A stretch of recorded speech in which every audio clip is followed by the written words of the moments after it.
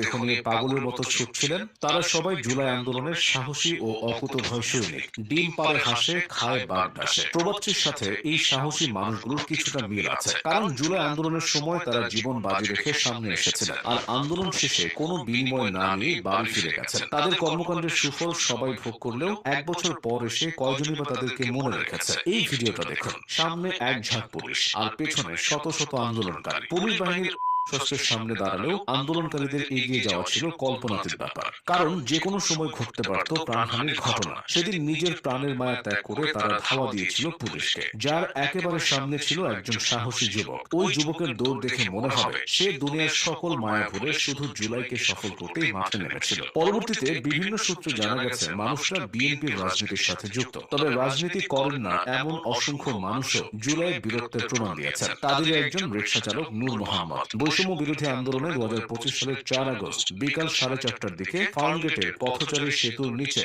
গুলিবিদ্ধ হয়ে প্রাণ হারান বনানী বিদ্যানিকেতন স্কুল অ্যান্ড কলেজের শিক্ষার্থী গোলাম নাফিস। চিরতরে শেষ করে দিয়ে নাফিসকে পুলিশরা যখন রিকশার পাদানিতে তুলে দেন, তখনও সে রিকশার রটি হাত দিয়ে ধরে রেখেছিল। এরপর কেউ এগিয়ে না আসলেও রিকশা চালক নূর মোহাম্মদ তাকে হাসপাতালে নিয়ে যায়, কিন্তু শেষ রক্ষা হয়নি। পরবর্তী সময় এই রিকশাতে নাফিসের ছবি কাঁদিয়েছে পুরো বাংলাদেশকে। নূর মোহাম্মদের মতো না হলেও অন্যভাবে অবদান রেখেছিলেন আরেক রিকশা চালক মোহাম্মদ সুজন। 2024 সালের 3রা আগস্ট আন্দোলনে যখন উত্তাল ছিল ঢাকা বিশ্ববিদ্যালয় এলাকা, তখনই নেট দুনিয়ায় ভাইরাল হন তিনি। রিকশায় দাঁড়িয়ে সাধারণ ছাত্রদের সেলুট দিয়ে সবার মনে জায়গা করে নেন তিনি। সামনে আসছে ফাগুন, আমরা হব দ্বিগুণ। শিক্ষার্থী নূর আলমের এই কথাগুলো হয়তো কেউ ভোলেনি। পুলিশের ভ্যানে থেকেও সে অসীম সাহসের পরিচয় দিয়েছিল। তার থেকেও বেশি সাহস দেখিয়েছিল শিক্ষার্থী নুসরাত নূর। নূর আলমকে বহন করা পুলিশের ভ্যানকে সে আটকে দিয়েছিল। সামনে দাঁড়িয়ে বলেছিল, আমার ভাইদের ছাড়তে হবে। নুসরাত ও তার ভাই নূর আলমের এই ঘটনাটি আন্দোলনের স্পিরিট কয়েক গুণ বাড়িয়ে দিয়েছিল। জাহাঙ্গীরনগর বিশ্ববিদ্যালয়ের এই শিক্ষককে মনে পড়ছে, তার নাম গোলাম রাব্বানী। জুলাই আন্দোলনের প্রথম দিকে শিক্ষকদের নীরবতা নিয়ে প্রশ্ন উঠেছিল, তবে পরবর্তীতে শিক্ষকরাও ঝাঁপিয়ে পড়েছিল। তাদের মধ্যে গোলাম রাব্বানী ছিলেন। তার প্রতিবাদের ভাষা ছিল কবিতা।